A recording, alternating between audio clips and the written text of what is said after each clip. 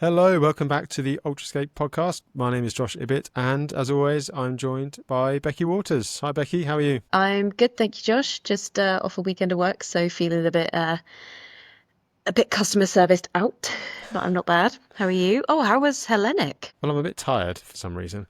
Mm. I've ridden up a lot of hills in the last week. And got home on Friday, so yeah, just getting back into the real world after the. I think they call it the ultra bubble, don't they? Yes. Which Yeah. basically means you eat biscuits and ride up hills and suffer. I was hoping you'd have had some good Greek food. I did. I had a lot of Greek salad afterwards. Well done. I'm quite impressed with Greek food. But yeah, resupply. I know we did a preview and said resupply is pretty good for Hellenic, but I can assure you that it's not quite as good as we made out. I went quite hungry, but we'll get onto that soon anyway. So coming up in the show today, it's going to be quite a lot of wrap ups. It's been a bit of a burst of races in May. So we've got the Hellenic Mountain race, which I was at, the Highland Trail 550 up in Scotland, which was the same dates. Before those two, we had the Accursed Race in the Balkans, and ongoing at the moment is the Trans-Balkan race. So we'll touch on that and see what's going on there. Before we go any further, though, we need to say a big thank you to our sponsor, Redshift. Beccy, you've got some lovely Redshift kitchen sink bars. Have you fitted them to your bike yet? No, I have not, Josh. No, you have not. Okay. No, I have not. It Well, dawned on me that I might have to get some different gear cables that are a bit longer because these all lift the bars by about 70 mil. And I've stumbled at the first hurdle. that sounds like an excuse. So we'll report back next week and see if you've actually fitted them. And then once you do, you can tell all our listeners about the benefits of Redshift bars. But in the meantime, they do have a summer sale on. They're offering 20% off across their website. So I'll put a link on the screen if you're on YouTube, or down below if you're on you're listening on a podcast platform. So yeah, thanks to Redshift for all the support. And we also have a nice little episode sponsor, Arse Savers. They make cool little mud guards. They've just introduced their mountain bike Wind Wing, which is, if you're on YouTube, you can see here, kind of funky mounts onto the seat stays of your bike. I've actually been using the gravel version for quite a while. They sent over this and they're offering 10% off. So yeah, again, hit the link. Look below in the descriptions, and yeah, if you need a mud guard for the British summertime, then that's what you need to get.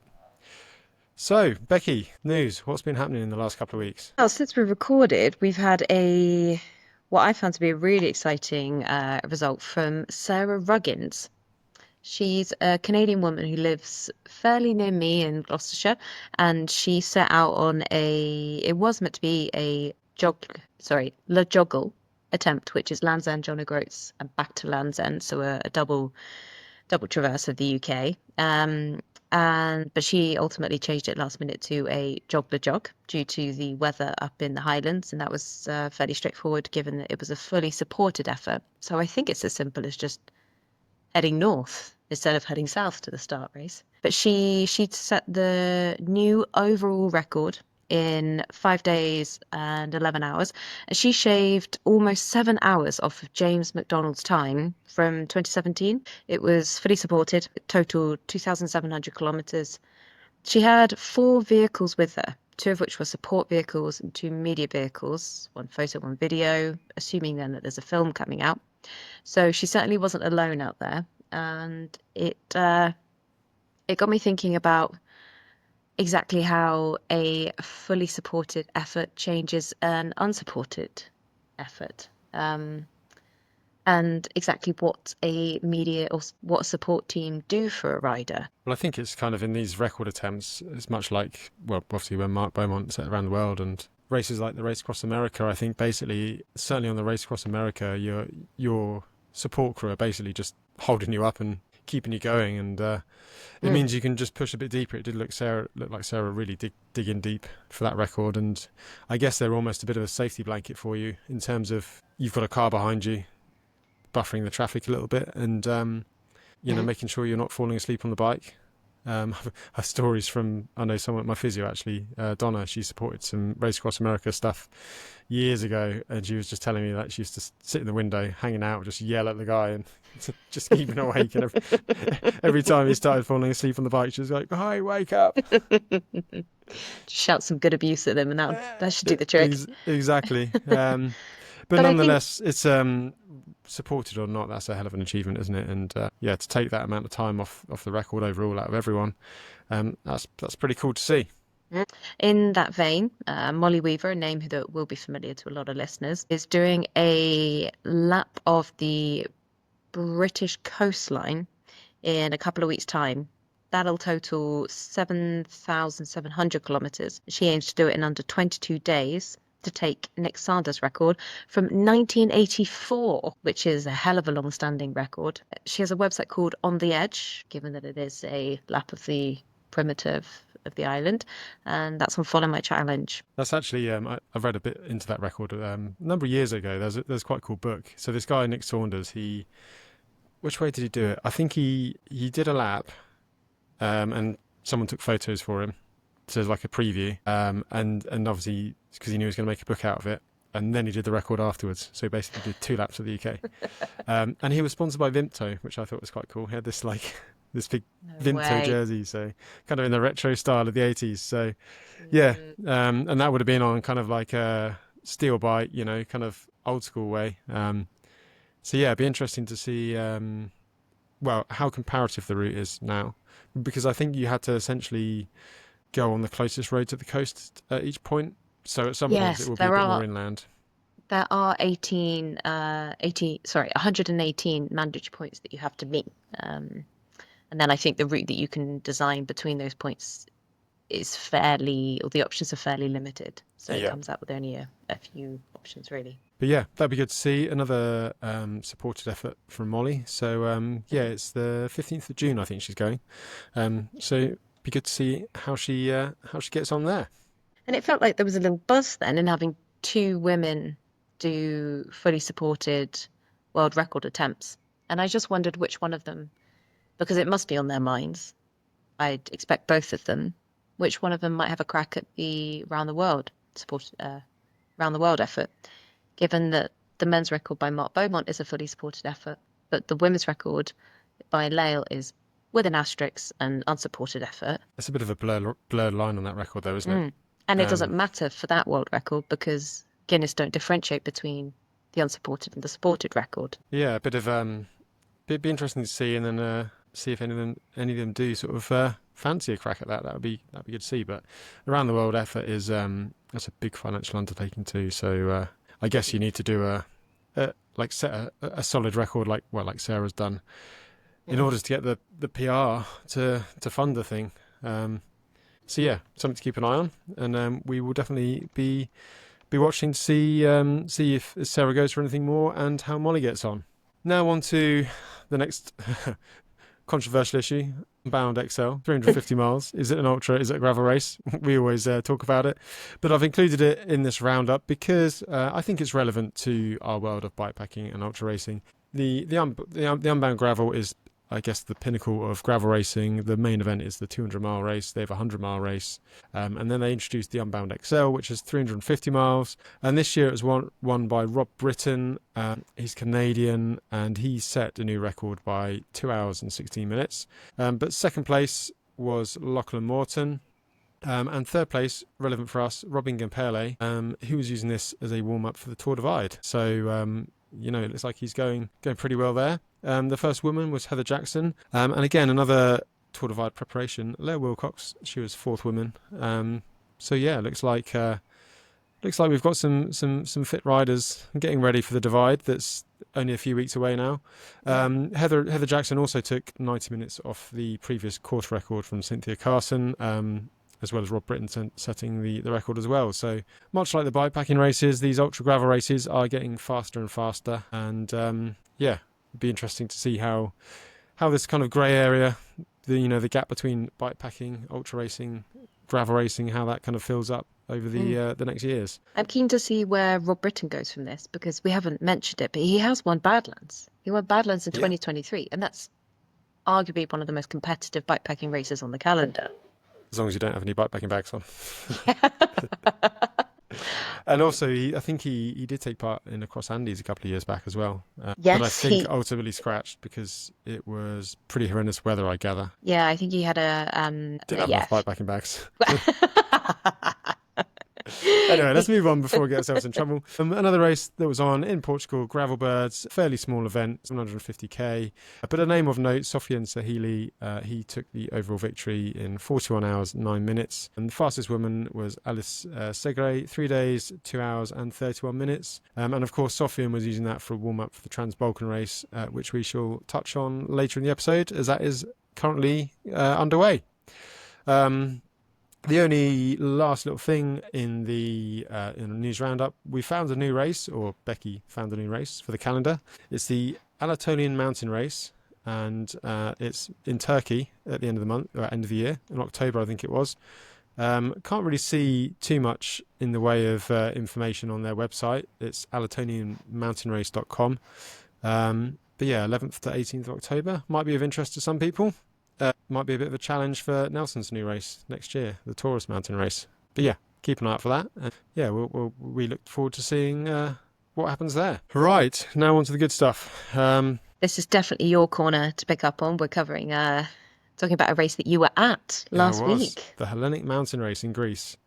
I guess it's the newest race in the mountain race series from Nelson Trees. The other two being the Atlas Mountain Race and the Silk Road Mountain Race. Yeah, and it was brutal.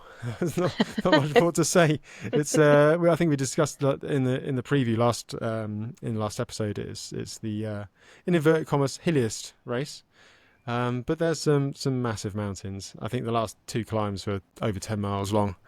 You know, 2.5 hours just pedaling uphill after doing that the whole way through. It was really it was a tough one. For those of you who are into your training stats and stuff and use Training Peaks, I had a TSS of 500 4 days in a row, which is quite high.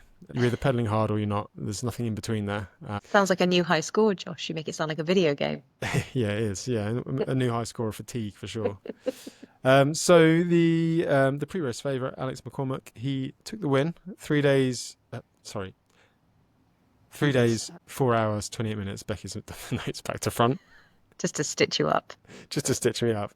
But it wasn't a clear run thing for him. So Anatol Neme, he pushed him really, really hard. He only took the win by just over an hour. Alex took an early lead. I actually saw Anatol on the first day, and he'd basically just been puking up. I think it was really hot to start with, leaving Meteora. A lot of people suffered in the heat. There was quite a bit of heat stroke going on. And yeah, I think Anatol basically couldn't eat all day, was quite sick.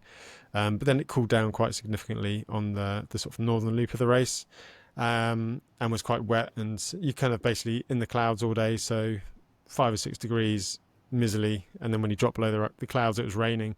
So obviously Anatol kind of pulled himself together a bit, got his body down, temperature down, got some food, and then he just went on a charge. He actually got ahead of Alex at one point.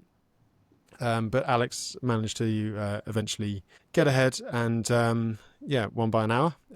Floris Barat was in third, 3 days, 14 hours, 33 minutes. Frustratingly, he beat me by half an hour. And I've been adding up the time I wasted since that point. Interestingly about Floris, so he led last year till CP2 and ended up pulling out.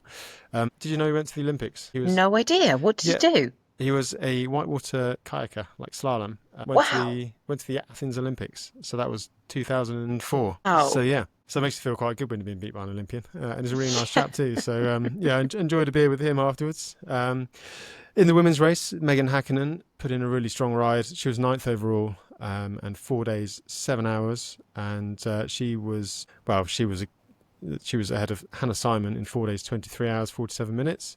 And I think one of the favourites from the mountain races, Carlotta Schumacher, 5 days, 5 hours, 32 minutes. And she was riding a gravel bike, which on that race is... Not the right bike? Not the right bike. No, no, she'd been given basically she turned up at Atlas on a really old bike, she having ridden there. And I think she decided to ride to Greece. Wow. But in the meantime, Canyon had found out about her and gifted her a Canyon Grail. But she did it on like a 42 tooth chainring. Poor girl, she could barely walk at the finish. I had a nice chat with her, but she just destroyed her knees. I mean, I was regretting my 34 tooth chainring at the end. So I just can't imagine pushing that massive gear up there. So fair play to her. She's such a strong rider. And yeah, she's going out to the Silk Road Mountain Race as well. Um, Does that mean she's doing all three? she is, yeah, yeah. So Yes. the full Nelson, um, the all three of the mountain races this year. So actually, Megan's doing them as well. So Megan Hakkinen and Carlotta Schumacher will be, I guess, 1 and 2 in the overall table. And then Alex McCormack is also doing that, as well as Anatole. So yeah, they'll be 1 and 2. I guess that might make me third. That'd be cool.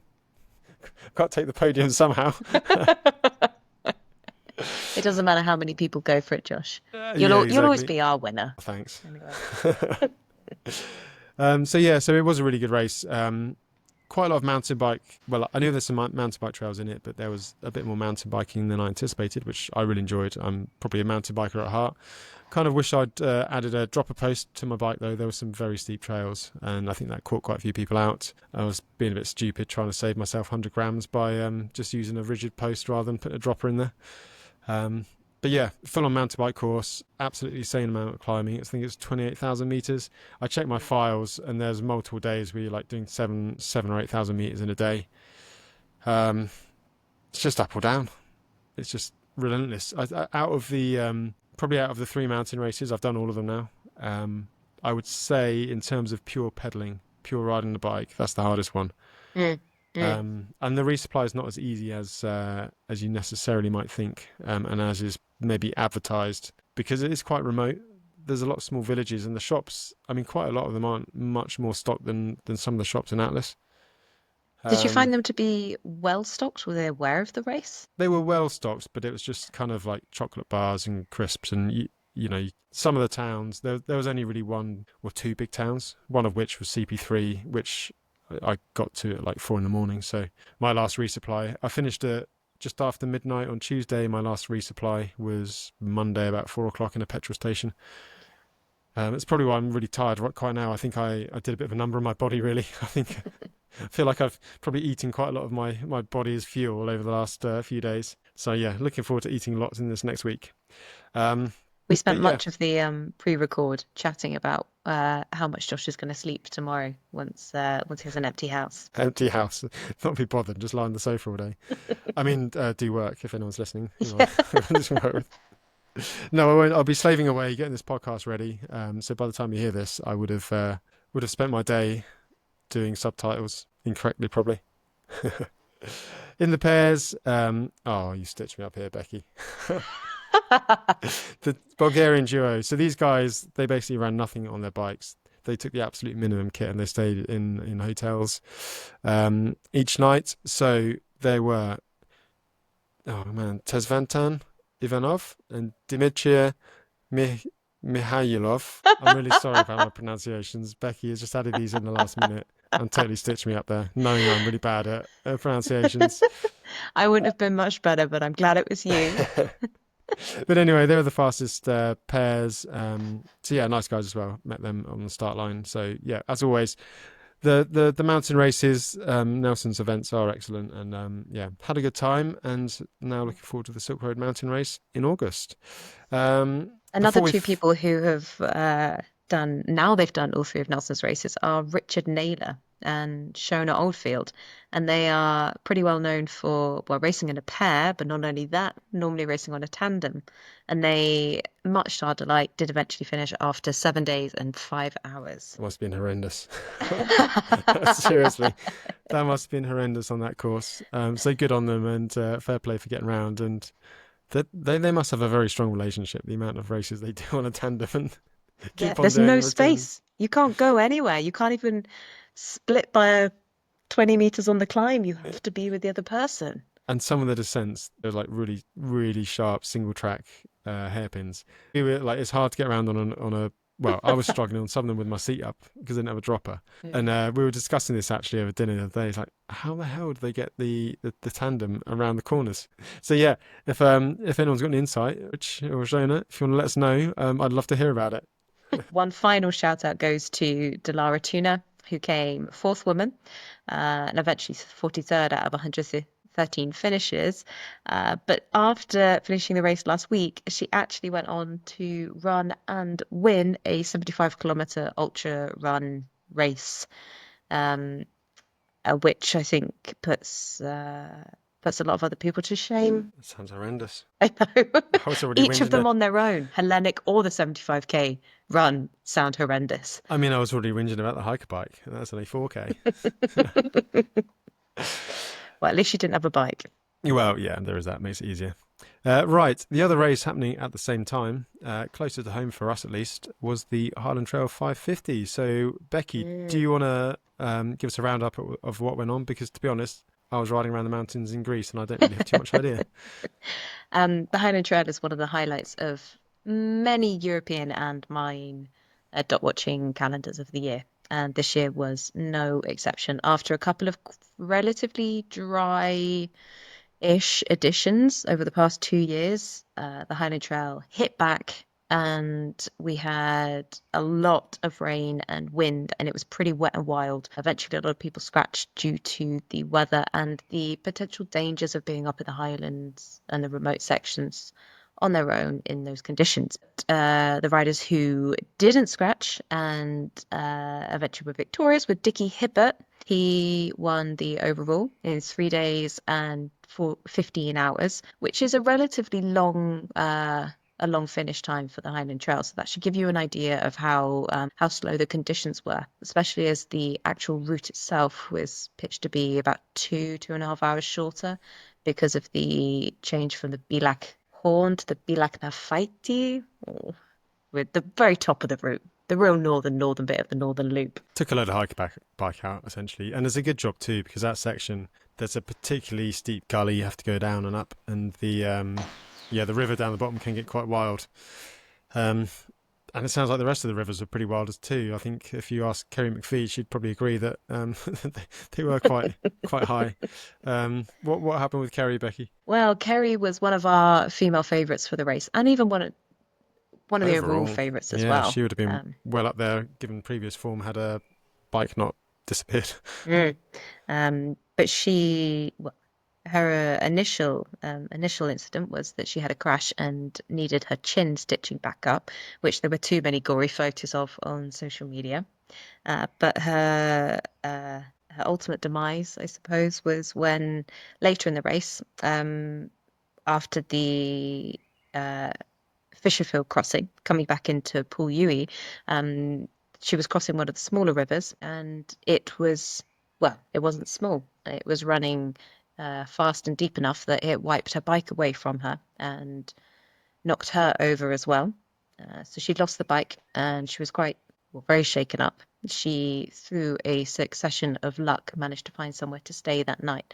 And one of the people that she'd talked to during the post-fall had passed on the message, and the estate owner eventually found her bike downstream the next morning and got it back to her. It was about a K away, wasn't it? Like almost a kilometre downstream from where Ray got swept away. That bike clearly didn't want to finish the Highland Trail. It did everything it could to get away from her, and it's the cleanest bike you've ever seen on the Highland Trail. Well, the cool thing as well is I noticed a lot of social media where her GPS has stayed on and tracked the whole of the journey of the bike. So you can see the journey of the bike down the river and where it ended up. Well, a hell of a waterproof, I think it was a Coros. Hell of a waterproof GPS unit. Yeah, the ones with really good solar charging, which is ironic for those conditions. But I was also thinking, how buoyant were her bike packs? Were the other restrap bikes really that waterproof if they just floated the bike downstream and it didn't sink? Well, it's got air in the tyres. Oh, true. But yeah, well, the main thing is it Kerry's okay, and it's a shame to see her out of the event. But I guess, at least she got out of the river, and a bike's a bike at the end of the day. And to give an idea of how kind of incremental the changes were, almost every other rider passed through that river with no problem. It was just in that moment. The rainfall beforehand had just meant that she crossed at a time when it was much deeper than others. And that was true in the other Fisherfield crossing, which is notoriously deep. Alan crossed when it was knee-high, and then a couple of women crossed when it was waist-high, and that was only a day later. So it's impossible to compare and I've ridden through rides. it before. You know, Yeah. literally just run Yeah. through it. It's no deeper than a tire. But that's Scotland, and actually my parents were up in they're in the camper van around sort of the Highlands for the 2 weeks before, and they said they're in t-shirt and shorts the whole time. It was absolutely Sure. beautiful, and literally the weather broke on the day of the Highland Trail. And sometimes when the ground is so hard as well, the water just rushes down, and it can make those rivers kind of go up even quicker. Mm. But yeah, everyone's okay. That's the main thing. So we had obviously Dicky won, Manu Catrice was second, and Thomas Novotny was just under 4 days. And Emma Batoff, she was mentioned in our preview from New Zealand. She took the women's win, 4 days, 4 hours and 27 minutes, which is still a solid time, to be honest. And it's worth noting that that's not solely because Kerry scratched. If you look back at the tracking, She was up there. they were neck and neck. I think they leapfrogged a little bit, but for most of it, Emma sat just ahead of Kerry.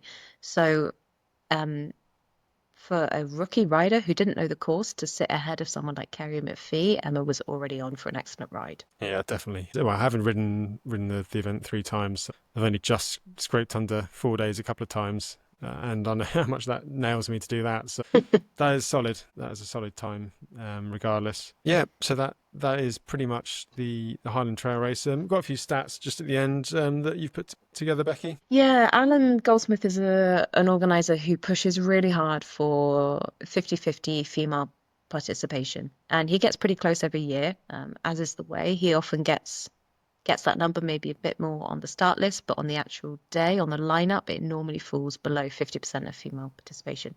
This year he had 38% women and 62% men. The scratch rate from this year is about 40%, and that might sound quite high, but it's actually normal for the Highland Trail. If you look back on a kind of lifetime average, it's the anomalies are really the past 2 years where the weather has been fairer and the scratch rate is at more around 25%.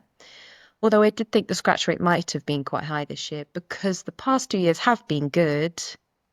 It might have attracted more rookies, and therefore, given the conditions were so hard, we've seen a higher scratch rate. But I don't actually think that's true. I think Alan has such a task in selecting riders. It's unlikely you'd see that type of outcome. Yeah, and in other events, which are growing every single year. I mean, Hellenic was 200 odd riders. That's growing and growing, and Alan does keep sort of numbers under control for the Highland Trail. Also, just so there's not too many people out there, and just to sort of respect the Highlands and stuff, and not kind of overstress the local resources as well. So, yeah, Alan is one of the organisers that I think it's probably he does a lot. He does a lot for Scotland and for bikepacking, and sort of equality of start lists and things as well. So yeah, got a lot of time for Alan, and good on him. He also rode the original Tour Divide, Did which is pretty he? cool. Yeah, 2008 I think it was, or maybe the second one possibly. I think when I did the Highland Trail, one of the riders who I spent a lot of the first day with is a old friend of Alan, and they said that he had a rip in the pair of his shorts that he rode on the Tour Divide, and he sent them back to try and get refunded after the Tour Divide, and they sent them straight back. I think they worked out that those shorts had done the length of the US. Oh God, that doesn't surprise me either. Right, time to move on. Also, well, just before the start of the Hellenic and the Highland Trail was the Accursed Race in the Balkans, starting and finishing in Skoda in Albania. I did this one myself. So it starts in Skoda, crosses Montenegro, bit of Bosnia, back through Montenegro, bit of Kosovo, and then a big loop in Albania. And sounds like the weather was horrendous. It was pretty wild. There's some pretty not massively high altitude, but you get up to 2,000 meters, and there was snow and a lot of rain. And it sounded like it was hard going. The win was taken by Justinas Levejka. He won ahead of Chris Dykmans. Chris unfortunately had a massive sleep lay-in. Set about 6 hours longer than he wanted to. That's where Justinas got the gap, and then it kind of maintained there from the finish really. This wasn't the biggest start list. I think they had about 38, 40 riders. There's only 3 women on the start list, 1 pair and 1 solo, and unfortunately none of them finished, which is a bit of a shame to see. But yeah, it's a good event. I particularly enjoyed it last year. A brilliant route, but this will be the last time it's running for a couple of years now. So we'll be interested to see. Well, we've spread a few rumours in previous podcasts, but we'll be interested to see what Lost Dot fill its spot with. So yeah, They are certainly thinking of reinventing it. They did release I think a Google form asking for input from veterans about what they would like to see in a new edition. So that I if didn't get anyone, that. Probably thought I'd spread rumours about it. yeah, they don't want your opinions though, Josh. They can just No. listen to the podcast. Well, yeah, there is that. So that is the last Accursed Race as we know it for now. But I'm sure there'll be some version in the next sort of year or so. But one thing that Becky actually found.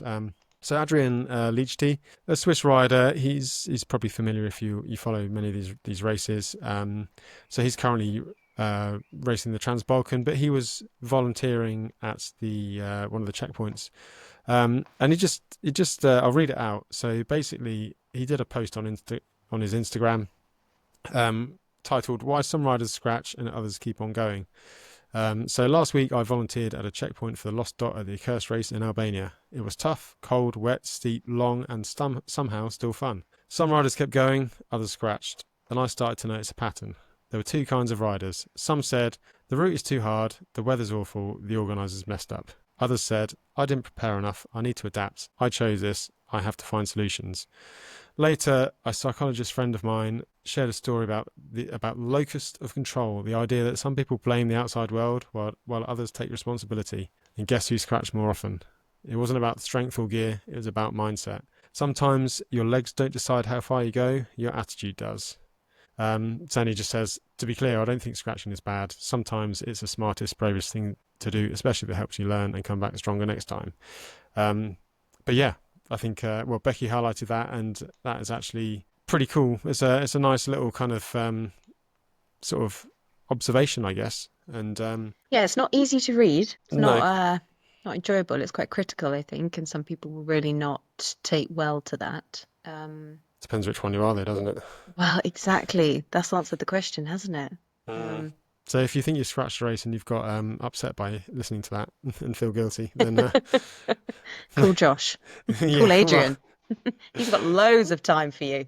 yeah, but it just shows you, like, some riders over the past few years, for example, Sofian, who's just almost dominated all these races, and he's not a world-class athlete by any means. He's strong, but he wins with his head, and I think that's just nailed it from Adrian. And Adrian himself, he never really scratches. Even if it's going badly, he just gets on with it and gets round. So I guess there's a bit of advice if you're a good bit of advice and knowledge. You know, it's take responsibility on these things. At the end of the day, you chose to go. So unless there's an absolute disaster, like maybe your bike gets swept away or you split your chin open, or both at the same time, then just before you scratch, always think about why, and is it that bad? Because most people want to scratch every race, I can tell you for sure, but it's how you deal with that and keep on going. So yeah, interesting stuff there from Adrian, which again, we're getting our links really smooth today, aren't we? Oh, nice segue. We've mentioned all their names already. It's like we planned it. The Trans-Balkan Race. So Becky, what is the Trans-Balkan Race? The Trans-Balkan Race actually started on Friday morning. It's about 1,400 kilometers through the Balkans. It's point to point, starting in Slovenia and crosses through Croatia, Bosnia, and finishes in Montenegro. It's been going for a couple of editions now, and it's organized by some Bea and Luca, and if you're looking for any confirmation of a good organizer or a good route builder, then you can rest on the fact that Lael trusted them to design much of her European leg of her around the world. And that's quite the responsibility, I think. It is, and I've heard good things about that event too. That's definitely one I'm considering doing at one point. Well, are you ready for a rapid start? Because it's always quick. Yeah, Trans-Balkans. I mean, Justinas is there, Sofian's there, Benedict Boros. He was second at the Atlas Mountain race. So yeah, it's a pretty stacked field, like pretty much every field in modern bikepacking. So far, the riders are, let me just check the tracker, just over 820k in, or Justinas Slovakia is leading, but only by a couple of kilometers ahead of Benedict. So Justinas was first into CP1, but it looks like he's got a bit of a battle on his hands. Benedict is a strong rider. He's done a lot of mountain biking and gravel racing. He's sort of been racing World Cups on the mountain bike side of things. So yeah, really strong rider. So I'm sure he'll be able to push Justinas hard. Sofian Sahili is now in third position, and Adam Palin, your favourite customer service guy at Tailfin, he's had a series of strong results. I think he's had a few injury issues the last year or so, but he's right on Sofian's tail at the moment. And then we've got a little, I guess, a chase group. Adrian's in there, or just off the back of these three riders. Adrian Lichty, Lucas Koprivi, David Gambuli, and Simon Guijner. Oh my God, I'm sorry. I'm stitching myself up with the pronunciations at the moment, aren't I? But that's kind of your first front riders. They are currently just about to head into Bosnia, or they're in Bosnia now, so they're crossing Bosnia. So just over halfway, I would have thought. So yeah, we'll keep an eye on the tracker, and in our next episode, which will be next week now, we'll do a full roundup. We'll find out who wins. It looks like, given Justinas and Benedict have a 70-kilometer lead over Sofian, it's likely to be Justinas or Benedict. You can never rule out Sofian. No, I mean, he's got 70k to claw back in about 600 kilometers. You can never rule out Sofian. Okay. I mean, the prime example of the little quote from Adrian there about scratching, I think it also goes for winning as well. Sofian wants to win.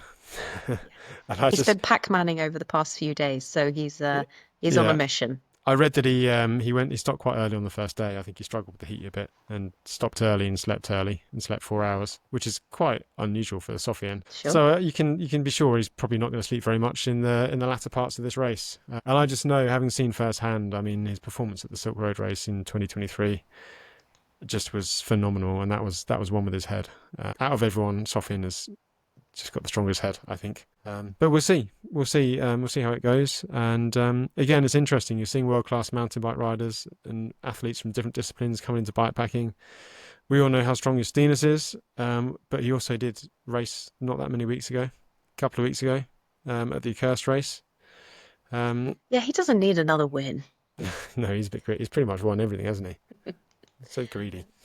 Well, this he raced the Accursed Race a couple of weeks ago. He's on the Balkan race, and then he races the Transcontinental race in a couple of weeks. And this pleased me that the acronyms are TAR to TBR to TCR. So I said he's working down the alphabet, but I don't know what race is TDR. We have to make one up. Tour Divide race. Yeah. He's already won that. Yeah, he needs another one. Anyway, yeah, so there's a few other familiar names. So Jade Simpson Field and Carl Hobbs, we both know them from the UK scene. So we'll be keeping an eye on those guys as well. Yeah, the tracking is ongoing. It's on Map Progress. Or go to the race website, which is transbalkanrace.com. And do a little bit of dot watching. And we'll have a nice little roundup next week. Yes, if you really want to follow along, Alice Lemkis is writing the Dot Watcher reports, and they are, well, like anyone who's ridden a race before, they're a good insight into what it's really like out there. Yeah, Alice definitely knows her stuff, doesn't she? Yeah. So that pretty much brings us to the end of today's episode. As I said, we'll have another one next week. We're really ramping up the regularity of the podcasts through these busy summer months, and we're now in June, 1st of June today. And what happens on the second Friday of every June, Beccy? The Tour Divide. The Tour Divide. It's the highlight of your year. It is. So we will be doing a Tour Divide preview. We've already mentioned a few names of riders, for example, Leo, Robin Gempele, who've been racing out at Unbound. We'll run through some more riders. We'll do a bit of a digging around and see what the conditions are, because everyone likes to talk about the weather on Tour Divide. And so we'll have that later next week, along with some other roundups of the general news. So yeah, that's another episode coming to an end. Thank you as ever, Beccy, for joining me. Thank you very much, Josh, and thank you